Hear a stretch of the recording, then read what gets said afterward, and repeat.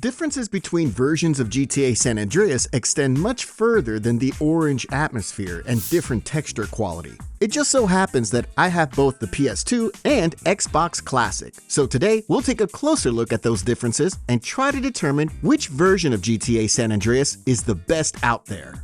We'll cut the remastered version some slack, which I've played a little on Xbox 360, and to put it short, it's a disaster and a misunderstanding. However, I'll mention some things to do with it at a few points in the video. The definitive edition we'll skip entirely. Why, you ask? Well, I'll repeat again. Today, we're trying to pick the best version, not the worst one.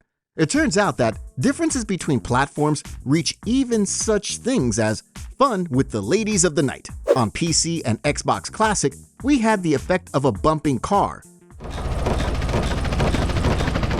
We can also often hear a funny comment from CJ, like him asking the lady if she gets job satisfaction. Say what you want, but I know I was the best you ever had. However, playing on PS2, we can additionally hear a lot of moaning during an intercourse with a prostitute, and dialogues generally occur more often. Hope I don't get pregnant. You the best ever, girl, and I mean that. It's hard to say why this change was made. Censorship? Well, I don't think so, since it's just moaning after all. Plus, the 1.0 PC version was released before the hot coffee scandal. Therefore, there was no reason to censor this. In that case, why did owners of San Andreas on PC and Xbox receive less? That I don't know. Something else that's amazing are the moon phases. I mean, at least for the PlayStation players. Only on PS2, we have an entire moon phase system. On PC or Xbox, the moon phases disappeared. We'll only see the full moon. The next point looks like straight up discrimination of PC players. Let's take a look at Las Venturas. There, certain casinos have some cool little props which create a magical atmosphere. The Chinese lamps around the Four Dragons casino are the best example. Pure gold. Charm 10 out of 10. That spot gains a lot of character thanks to those lamps. On PC, those objects are simply missing. And in the case of the not so amazing yet still one-of-a-kind Las Venturas, that's a major downgrade. It's a good thing that at least on Xbox, those objects were ported properly. In the remastered and the PC version, the developers outdid themselves. For example, on PC, a cable remained, on which the lamps were supposed to be hung. The lamps and those columns it also connected with disappeared. In turn, in the remaster, no element of decoration persisted at all. Staying in Las Venturas, a cool fun fact are the monitors at Woozy's office. Again, only on PS2. On PC and Xbox, we have black screens there. A similar case is with the aquarium in the same room, which had animated bubbles on PS2. And here's a little shocker. See, both effects were actually restored in the definitive edition. There, the monitors are up and running again, and the aquarium has its dynamic bubbles back. The PS2 and Xbox Classic versions also have fully functional mirrors. And no, that's not an obvious thing, cause take a look at how it looks on PC. CJ becomes weirdly transparent, and half of the room turns into a black hole. Another fantastic thing on PS2 is that we have more locations where parked vehicles spawn in the countryside. The most notable lack on PC and Xbox are some of the hot dog vans' spawn points, but they're far from being the only case. On the screen, you can see other examples of locations where cars do not spawn on Xbox and PC, while they sure do on PS2. The PS2 version, as opposed to the PC and Xbox version, have a properly functioning mechanic of cars getting dirty. On PC and Xbox, practically every vehicle on the streets spawns dirty, and it's impossible to clean it. On PS2, it seems to be randomized. Cars are sometimes dirty, sometimes not, just how it should be. Additionally, on PS2, rain and respraying a car removes the dirt, also exactly how it should be. This whole thing with vehicles getting dirty is pretty interesting. See, the developers actually noticed that error and fixed it in the patch 1.01. Then, everything worked fine, even on the PC version. However, later, when the game got released on Steam, all of the fixes from the 1.01 patch disappeared. So now, if you launch up your raw version of GTA San Andreas on Steam, the bug is still there. You simply can't get your car cleaned up.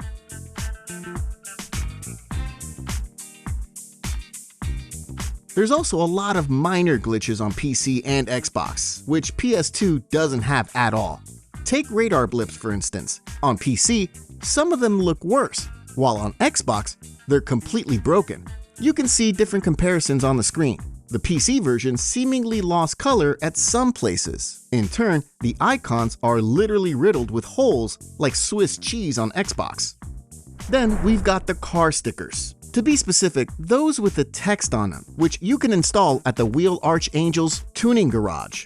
Alternatively, those also appear by default on the Sand King vehicle. On PS2 and Xbox, everything works well, while PC has those textures completely broken. Another flaw of the PC version is how the game renders small vegetation in the countryside. On PS2 and Xbox Classic, they appear smoothly, and it looks very good. On PC, there are some spots where there's no transition. Bushes and little trees just pop up on the screen. We had the same case in GTA 4. On the console, it was smooth, while we had a proper cesspit on PC. But it's still miles better than the remastered version, where small vegetation doesn't render at all. It was simply deleted completely, which you can see on the screen right now. PS2 and Xbox Classic also have more cheat codes than the PC version. The cheats deleted on PC include the one allowing driving cars on water, as well as the code which gives us the ability to jump with a taxi and an unlimited supply of nitrous in taxis. The cheat code which made the prostitutes pay us for service instead is also missing on PC. A little consolation for the PC players is that the version gives us a unique Recruit Anyone cheat code, wherein everyone we recruit receives an AK-47. It's also worth talking about reflections. What many of you probably already noticed is that cars have this peculiar sheen on PC and Xbox, while on PS2, we have proper reflections. Additionally, other light sources reflect on the bodywork on PS2, which give no effect on Xbox or PC. Mainly, I'm talking about the police sirens. Another gem is that reflections appear on wet surfaces, which is not the case on PC and Xbox. Yet another thing which works properly only on PS2 is the parachute. On PC, the parachute animation is broken. When we perform maneuvers while parachuting, the parachute moves accordingly on PS2 in a realistic way. On PC, those animations are simply not there. The animations fortunately work properly on Xbox. A weird flaw is the size of the parachute while CJ has it equipped. I mean, is that supposed to be like that, or I honestly don't know. Maybe I'm missing something, but it looks kind of off to me. A cool piece of comedy is to do with the wheat fields. On PS2, everything looks properly. The texture is polished, and there's this cool visual effect where the ears of wheat kind of move aside when they collide with the camera behind the player. It gives the feeling that you're ripping through the wheat, as if the camera were a physical object. On Xbox and PC, it's different, but not better. The wheat became half transparent, and it doesn't look too good. Did the Xbox 360 version fix anything in that regard? Well, judging by those images, I wouldn't say it's much of an improvement, you know? Another minor pro on the PS2 side are sculptures at the atrium. In one of the fun facts videos, it turned out that destroying them on PC requires quite an absurd method. The only way of destroying those is through an explosion of a boat. The PS2 version shows that it's simply a glitch. One can destroy them even using traditional methods on PS2 and Xbox. I also have a feeling that the PS2 and the PC versions handle the rendering of cars a bit better. On Xbox, vehicles seem to have this strange shadowish filter, which is especially noticeable in the case of taxis. As we said, the PC suffers from other visual oversights, so ultimately, the PS2 version seems to be superior in terms of the rendering of cars. Another cool thing available on PS2 and Xbox Classic is rotating on the spot by holding the L1 button and moving the analog stick. It's accompanied by a unique animation as well. On PC, this doesn't work too well. CJ looks as if he were performing some kind of a penguin dance. Going further, the PS2 version also avoided a couple of technical issues. In the first cutscene, the Crash's car isn't shaking like it is on PC, and to some extent also on Xbox. And then we've got the multiplayer mode. It was a feature on PS2. You could plug in a second gamepad and play free roam or the rampage mode with a friend. The mode was disabled on PC, despite the fact that it is possible to implement. And then we've got the more subtle changes, which nonetheless provide a lot in terms of the atmosphere. Let's take a look at the sky color. Everything is more saturated on PS2. Different times of day are more distinct from each other, and light gives each one its own unique vibe. The PC is more toned down. Everything blends together. Of course, it's not as bad as in the definitive edition, yet the PS2 outclasses its rivals again. A thing that could be a flaw for some or a pro for others is the level of AI. On PS2, enemies are simply more demanding. A good example is the mission Sweets Girl, where the gangsters surrounding Sweet are quite lethal on PS2. Another mission where it's very noticeable is Up Up and Away, which is quite simple on PC or even on a mobile, while it's very difficult on PS2 even with good weaponry and a maxed out health bar. On PS2, there are spots like Zero Shop or a pavement next to Gant Bridge where NPCs normally spawn, while they don't on PC. But it's not like the PC version is completely hopeless either. It has its advantages too, one of which is a unique set of tattoos in the tattoo parlor Hemlock Tattoo in Hashberry. On PS2, we'll find the same one as in the two tattoo parlors in Los Santos there. On PC, we have a completely new set, which is different from the one in Las Venturas or the one in Los Santos. The drivers are also less aggressive on the consoles. Only on PC is there a chance that an NPC driver will get road rage and start ramming into our car after we crash into them. The computer version also has many additional city props in Los Santos. It's the most obvious on Grove Street. On PS2, there's hardly anything there, while the PC and Xbox have boxes, trash bags, car wrecks, and other stuff like that. It's not the only case though. You can see other examples of extra objects on PC on the screen right now. Some spots really got enriched and were given a new life. Better textures is the obvious one. The PS2 definitely falls short of PC in this aspect, and since it also struggles with texture quality more than Xbox 2, it falls short of that console as well. The PC also wins in practical aspects, but there's not much new to talk about here. Replays, advanced visual settings, modifications, yada yada yada. And then a few words about the Xbox version. As you could already notice, this version is sort of a hybrid between the PS2 and the PC version. It has some of the PS2 features and some of the PC ones. However, there are a handful of small details which Xbox did better. One of such is the transparent glass in the door of the atrium building. The atrium is quite a unique interior, as it's not placed high above the map like the majority of interiors. Xbox utilized that fact very well, as opposed to the PS2 or the computer version. It's also worth mentioning steering. To be more specific, two things: gas and brake.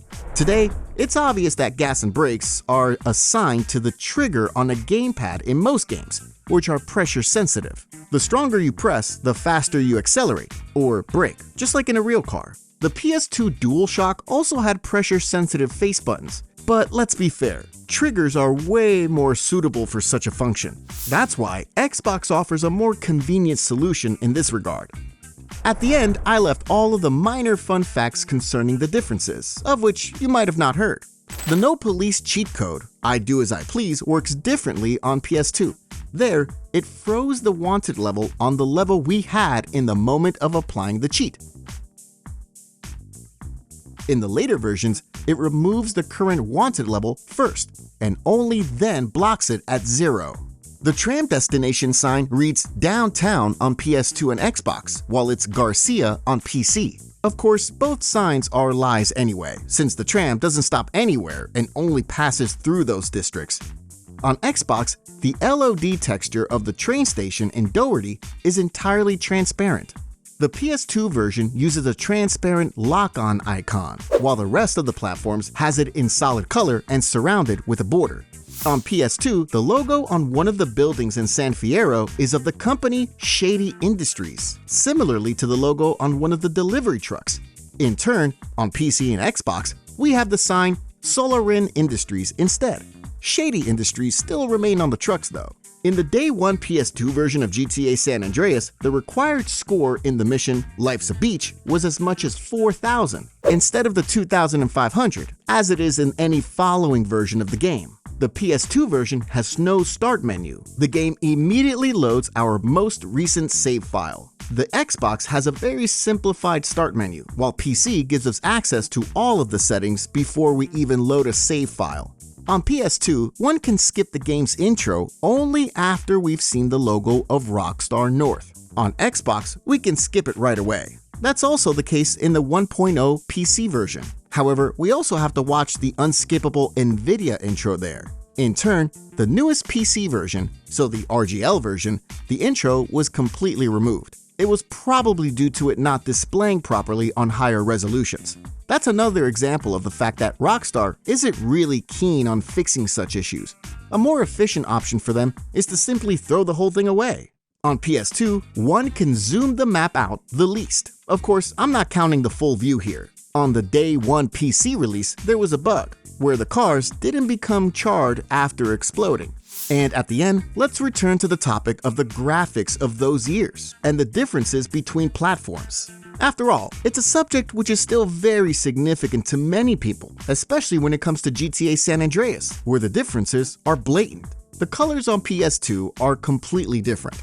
They're way more saturated. For some, it looks weird, while for others, the game simply doesn't exist without it. Some people say they prefer the PC version because it has a much cleaner look, and that checks out. The PC has better textures, greater render distance, and overall more advanced graphics. However, that's a trade for a big portion of visual effects, which were supposed to imitate the atmosphere of sunny LA and were a tribute to the movies of those times and their orange-yellow vibe. That had its reasons though. The PS2 apparently had a very particular architecture which allowed it to render effects in ways the PC couldn't handle. If you examine the details, differences keep piling up. The sun has a gleam on the PS2 and looks softer, though small artifacts can rarely appear on the screen. In turn, the shadows are purely a case of preference.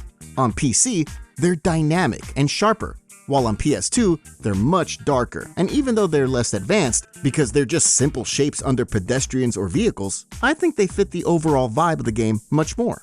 And then we've got the blur effect. On PS2, it was ever present, another element that builds the atmosphere. We see less on the screen, which can create a bit of a mysterious vibe.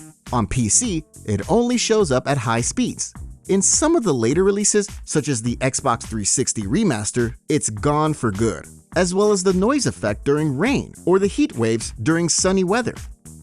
And that's what it's all about in my opinion. PS2 definitely loses from a technical standpoint, but it's an artistic masterpiece. It has a unique vibe, which the more advanced versions cannot even touch. And that would be all. I think you know my verdict already. For me, the version worth playing the most is undoubtedly the first edition on PlayStation 2. It has the most content, best atmosphere for me, the best graphics, the best vibe, and it's generally free of glitches, which we've got a whole heap of on PC. Let me know which version you like the most, and if you agree with what I said. Thanks for today, take care, and see you soon.